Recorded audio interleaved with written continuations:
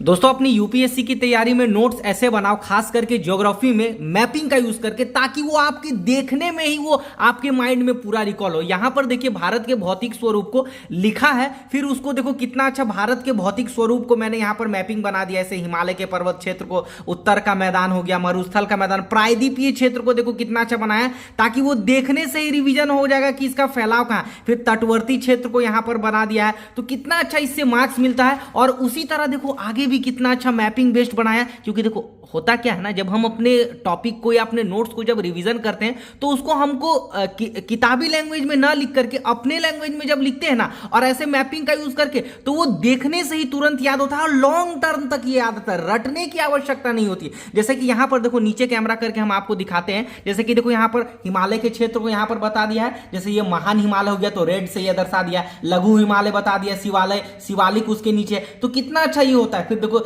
यहां पर काराकोरम, लद्दाख और जास्कर को 3 लाइन में बता करके यहां पर ट्रांस बता दिया कि ये तीनों ट्रांस में पड़ता है, और इसमें कैलाश भी होगा, ठीक है। फिर इसमें केटू पड़ता है, तो कितना अच्छा यहां पर लिख करके और उसको मैपिंग दर्शा दिया। तो ऐसे नोट्स बनाइएगा तो रिवीजन भी बहुत होगा और माइंड में वो अट्रैक्टिव भी होता है। इसीलिए कहते हैं दोस्तों बहुत मेहनत लगता है इस तरीके के नोट्स बनाना, और पढ़ना तो मैं पढ़ लेता हूं, लेकिन उसको नोट्स बनाने में बहुत कंफ्यूजन होता है, मैपिंग बेस्ड आपके लिए बनाने में। तो हिंदी मीडियम से आपके लिए हमेशा से ही हेल्पफुल कंटेंट लेकर के आते ही रहते हैं। तो प्लीज आप चैनल को सब्सक्राइब कर लेना दोस्तों, और इसको शेयर कर देना, लाइक कर देना, क्योंकि आपके इसी सपोर्ट से जो है हमें और भी प्रेरणा मिलती है वीडियो बनाने के लिए। तो आप सब्सक्राइब जरूर कर लेना, बहुत मेहनत लगता है। फिर यहां पर देखो एक चीज मैं बताता हूं, देखो यहां पर हिमालय क्षेत्र को कितना डिटेल बताया। आप लोगों को कंफ्यूजन होता है ना कि महान हिमालय कहां है, मध्य हिमालय कहां है, शिवालिक। तो देखो जैसे ये वाला आपको हो गया ट्रांस हो गया, फिर ये यहां से जितना लाइन गया है ब्लू कलर का, नीला कलर का, ये महान हिमालय जिसको ग्रेटर भी बोलते हैं। उसके बाद नीचे में आपका मध्य हिमालय हो गया, फिर उसका नीचे शिवालिक। तो यहां पर देखो महान हिमालय में पहाड़ों को कितना अच्छा दर्शा दिया, जैसे यहां पर कंचनजंगा है, यहां पर माउंट एवरेस्ट है, यहां पर मसालू है, अन्नपूर्णा है, धौलागिरी है, कामेत है, कितना अच्छा यहां पर दर्शा दिया है ताकि वो माइंड में आपका रिकॉल हो। फिर मध्य हिमालय के नीचे देखो यहां पर पीर पंजाल है, धौलागिरी है, नागा टिब्बा है, कुमाऊं है, और भी सारा देखो, जैसे कि इसमें जैसे कि लद्दाख में आपका केटू पड़ता है, ऑक्सटीन। तो इसको कितना अच्छा भी हम रिवीजन करने वाले। फिर यहां पर देखो गोंडवाना और यूरेशिया को कितना अच्छा यहां पर मैंने दर्शाया है ताकि आप उसको रिवीजन कर सके, है ना। फिर यहां पर देखो जैसे यूरेशिया प्लेट और इंडियन प्लेट जब एक दूसरे से टकराए तो उभरा, फिर हिमालय बना 65 मिलियन वर्ष पूर्व, है ना, संघात के कारण। तो ये सब प्रीलिम्स और मेंस में भी कितना अच्छा आप दर्शा करके अपने पीसीएस और यूपीएससी एग्जाम में एक अच्छा मार्क्स पा सकते हैं। इसीलिए चैनल को आप सब्सक्राइब कर लेना, और इसी को आज हम जो है डिस्कस करने वाले हैं आपके समझ, है ना। तो वीडियो पसंद आती है तो इसको शेयर कर लेना। तो चलिए अभी जो है हम इसको आपके सामने इसको रिवीजन करने वाले हैं, ठीक है। तो चलिए अभी यहाँ पर आपको इसको रिवीजन करके हम दिखाते हैं, ठीक है। तो आज का हमारा टॉपिक होने वाला है भारत का भौतिक स्वरूप, है ना। देखो भारत का भौतिक स्वरूप यहाँ से हम देखने वाले हैं। इसको कितने भागों में बांटे हैं, तो 7 भागों में। जैसे उत्तर का पर्वतीय क्षेत्र, मैदान क्षेत्र हो गया, उत्तर का मैदान जिसको यहाँ बोलेंगे, प्रायद्वीपीय भाग जिसको हम यहाँ पर बोलेंगे, और पर्वतीय तो मैंने बता ही दिया, ये यहाँ से यहाँ तक लेकर के पर्वतीय हो गया। उत्तर का मैदान यहाँ से पूरा उत्तर प्रदेश बिहार को ये कवर करता है। फिर प्रायद्वीपीय बता दिया, मरुस्थली भाग आपका यहाँ पड़ गया, कुछ गुजरात और पूरा राजस्थान, ठीक है। फिर तटवर्ती मैदान आपका हो गया जो यहाँ से गुजरात से ऐसे एंड होकर के बंगाल तक की जाता है आपका। फिर द्वीप समूह हो गया, आपको पता ही है। तो कितना अच्छा मैपिंग बता दिया ताकि माइंड में वो पहले आपको रिवीजन हो जाए। फिर यहाँ देखिए मैंने भारत के उत्तर पर्वतीय क्षेत्र को कितने भागों में बांट करके यहाँ पर फिर मैपिंग थ्रू भी दर्शा दिया है। जैसे उत्तर भारत का पर्वतीय क्षेत्र जिसमें ट्रांस हिमालय आता है पहला, उसमें क्या क्या आ जाएगा, एक काराकोरम हो जाएगा, एक लद्दाख हो जाएगा, एक जास्कर हो जाएगा। इसमें कैलाश भी आता है लेकिन उसको हमको उतना नहीं पढ़ना है, ठीक है। फिर इसके उत्तर का पर्वतीय भाग में एक महान हिमालय आ जाएगा जिसको हिमाद्री भी बोलते हैं, ठीक है। उसके बाद मध्य हिमालय आ जाएगा जिसको लघु हिमालय बोलते हैं, इसको दीर्घ हिमालय भी बोलते हैं, याद रखना, ठीक है। फिर उसके नीचे आ जाएगा शिवालिक, और यहाँ पर उसको चलिए मैपिंग थ्रू यहाँ पर पढ़ते हैं, ठीक है। तो बहुत अच्छा मैपिंग कंटेंट देते हैं, तो आप सब्सक्राइब जरूर कर लेना। फिर यहाँ पर देखो जैसे ट्रांस हिमालय हो गया, ठीक है। तो ट्रांस हिमालय में जैसे यहाँ पर एक आपका काराकोरम हो जाएगा, एक आपका लद्दाख ये हो जाएगा, और इसके नीचे आपका जास्कर हो जाएगा। ये तीनों जो है ट्रांस हिमालय में आपका पड़ता है, जो कि आपका 65 मिलियन वर्ष पूर्व बना था, ठीक है। अच्छा याद रखना, इसी काराकोरम श्रेणी में जो है आपका केटू गॉडविन ऑस्टिन है, ठीक है, जो है भारत की सबसे ऊंची चोटी है, ठीक है, चोटी पर्वत है, ये 8611 मीटर ऊंचा है, ठीक है, भारत की सबसे ऊंची पर्वत श्रृंखला, ठीक है। और इसी को जो है एक और नाम कहा जाता है गौरी नंदा पर्वत, है ना। तो कितना अच्छा, अगर आपको ये मेंस के टॉपिक में पूछ दिया तो 3 डॉट दर्शा करके कितना आप उसको दर्शा सकते हैं, ठीक है। और ये काराकोरम भी है, देख के भी पता चल जाएगा, है ना। तो कितना अच्छा देखने से याद होता है। फिर ट्रांस हिमालय के नीचे आपका महान हिमालय पड़ता है, फिर लघु हिमालय, फिर आपका शिवालिक पड़ता है। अच्छा, इस महान हिमालय में याद रखना कंचनजंगा है, ओके, इसके बारे में भी कंफ्यूजन नहीं होना, अभी यहां पर बताएंगे, ठीक है। अच्छा, याद रखना नोट, केटू भारत की सबसे ऊंची चोटी है जो कि ट्रांस हिमालय क्षेत्र में स्थित है। अच्छा, यहां पर एक हो जाएगा आपका कंचनजंगा, ठीक है, ये थोड़ा सा मिस्टेक हो गया था, कंचनजंगा, ठीक है, ओके। यहां पर थोड़ा ध्यान दीजिएगा, कंचनजंगा, राइट, यहां पर इसको भी लिख देते हैं, यहां पर कंचनजंगा, ठीक है। तो आप यहां पर याद रखिएगा केटू भारत की सबसे ऊंची चोटी है जो कि ट्रांस हिमालय में स्थित है, और कंचनजंगा महान हिमालय की सबसे ऊंची चोटी है तथा भारत की दूसरी सबसे ऊंची चोटी सिक्किम में है, ठीक है। याद रखना, ट्रांस हिमालय की सबसे ऊंची चोटी आपका कौन है, केटू गॉडविन ऑस्टिन है, जो भारत की सबसे ऊंची चोटी है। अगर महान हिमालय की सबसे ऊंची चोटी पूछ दिया तो वो आपका कंचनजंगा है और भारत की दूसरी, ठीक है। चलिए यहां पर महान हिमालय के बारे में पढ़ते हैं, इसके बारे में। तो इसमें आपका उत्तराखंड में नंदा देवी पड़ता है, इसके पश्चिम साइड में नंगा पर्वत पड़ता है, सबसे पश्चिमी महान हिमालय का ये क्षेत्र पड़ता है। उसके बाद इसी में कंचनजंगा आपका पड़ता है, ठीक है, कंचनजंगा होगा, ठीक है। और इसी में आपका माउंट एवरेस्ट पड़ता है, जो भारत की जो विश्व की सबसे ऊंची चोटी आपका पड़ता है, ठीक है।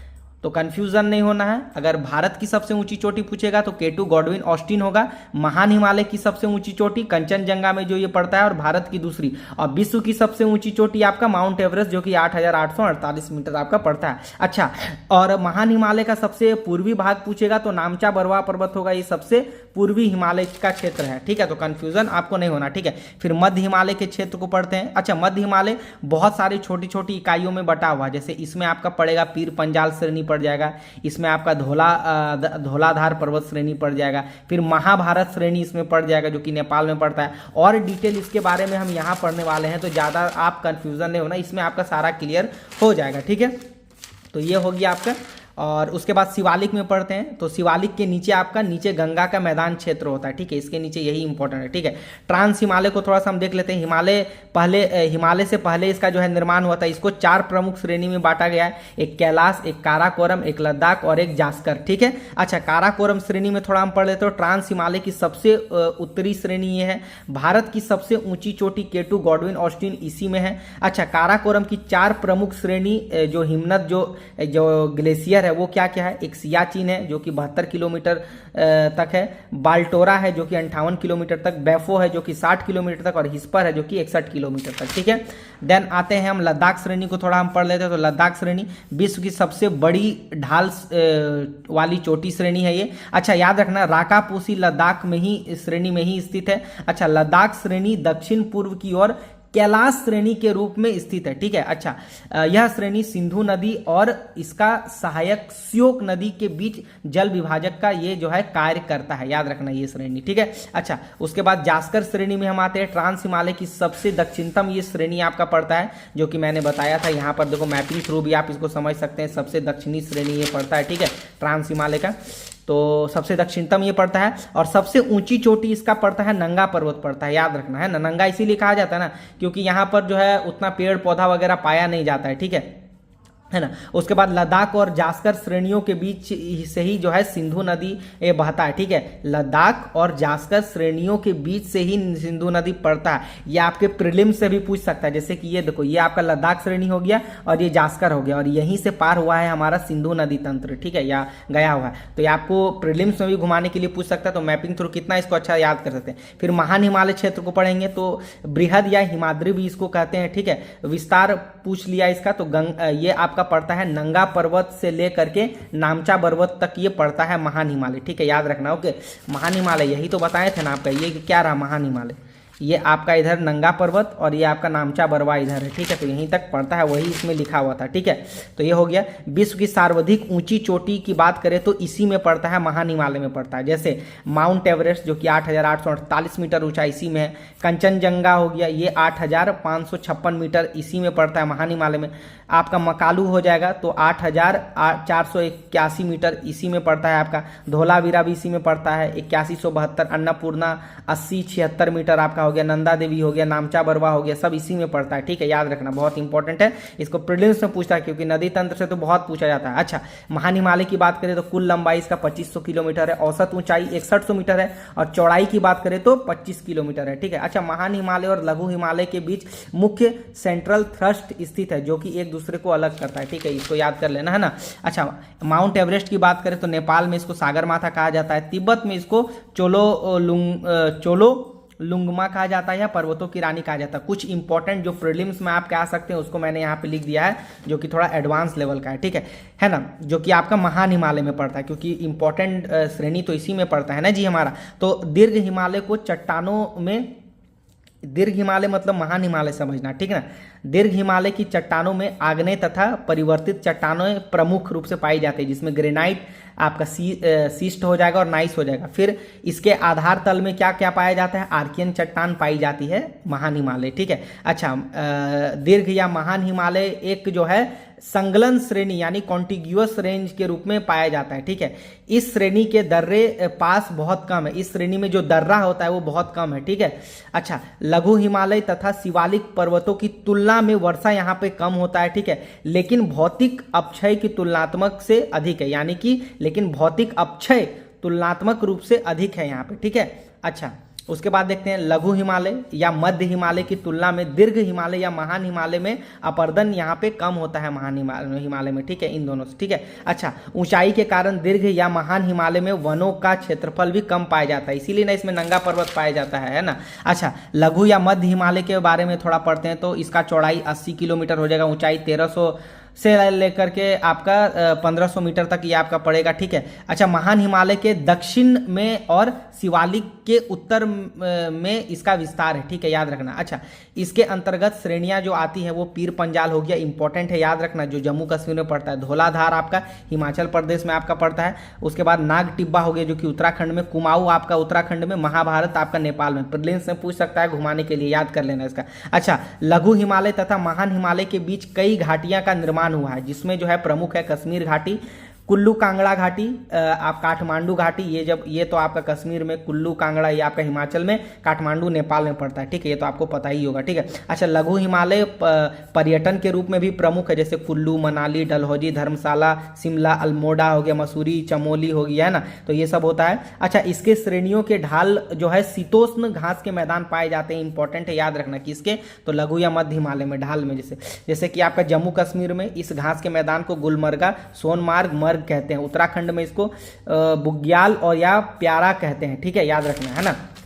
उसके बाद आते हैं लघु हिमालय जो है जीवाश्म रहित परतदार या परिवर्तित चट्टाने पाई जाती, मतलब जीवाश्म रहित जिसमें जीवाश्म नहीं पाया जाता लघु हिमालय में, ठीक है, यानी कि मध्य हिमालय में, ठीक है। प्रमुख चट्टाने इसमें जो हिमालय की जो पाई जाती है स्लेट, चूना पत्थर, क्वार्ट्ज एक आपका हो जाएगा, ठीक है। अच्छा, लघु हिमालय के दक्षिणी सीमांत पर जो है ऑटोकोथनस चट्टाने पाई जाती है, ठीक है, जो अपर पोलोजोइक से लेकर के इयोसिन चट्टाने से बनी हुई है, ठीक है, ये एक काल है, ठीक है, इसी में ये बना था, ठीक है। अच्छा, इसमें कहीं कहीं जो है ज्वालामुखी चट्टान भी पाई जाती है आपका लघु या मध्य हिमालय में। अच्छा, उसके बाद भारी मात्रा में वनों की कटाई के कारण नगरीकरण के कारण जो है इस प्रदेश में बड़े पैमानों पर जो है अपर्दन हो रहा है, ठीक है, इसको मेंस में भी आप लिख सकते हैं। शिवालिक हिमालय में थोड़ा सा देख लेते हैं, जिसको बाह्य हिमालय भी बोलते हैं, लघु हिमालय के दक्षिण में स्थित है। शिवालिक और लघु हिमालय के बीच स्थित घाटियों को जो है पश्चिम में दून कहा जाता है, ठीक है, जैसे कि देहरादून, कोटली दून, पाटली दून हो गया, और पूर्व में हरिद्वार कहा जाता है, इससे हरिद्वार हो गया, है ना।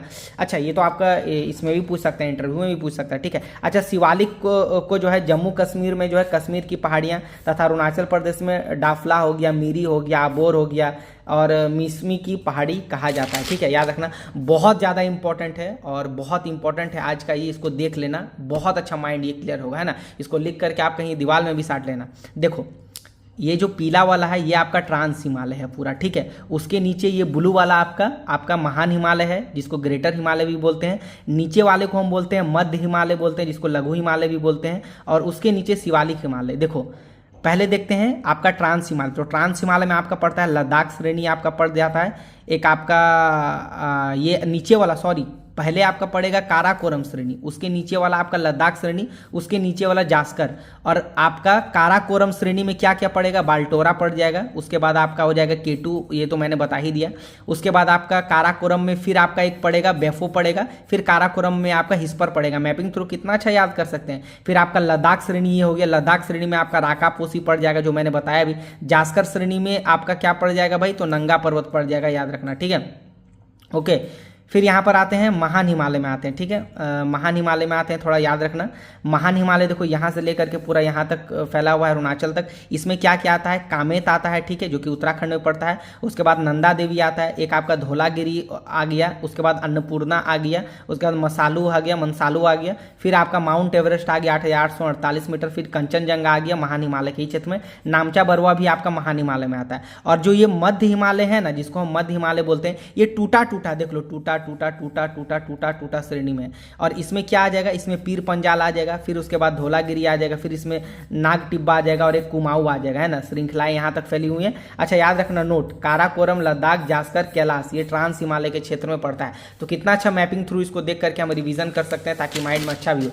आज के अंतिम और लास्ट टॉपिक, जैसे हिमालय पर्वत का निर्माण कैसे हुआ, तो इधर यूरेशिया प्लेट था जिसको अंगारा लैंड और इसको गोंडवाना लैंड इसको बोलते थे। तो दोनों आपस में टकराया तो 65 मिलियन वर्ष पूर्व जो है भारतीय यूरेशिया प्लेटों एक दूसरे, आपका पूर्व भारतीय एवं यूरेशिया प्लेट की एक दूसरे से क्या हुआ, संघात हुआ, जिसको कॉलिजन भी बोलते हैं, ठीक है। अब इससे उत्पन्न हुआ जिससे जो है हिमालय पर्वत का निर्माण हो। यहाँ बहुत अच्छे से आप देख सकते हैं, जैसे ये पूरा प्लेट है, यहाँ पर इंडियन प्लेट यहाँ से फोर्स लगा है, यहाँ से यूरेशिया प्लेट यहाँ से फोर्स लगा है। जब एक दूसरे से दबा तब ये उठा और इसी से जो है हिमालय पर्वत का निर्माण हुआ।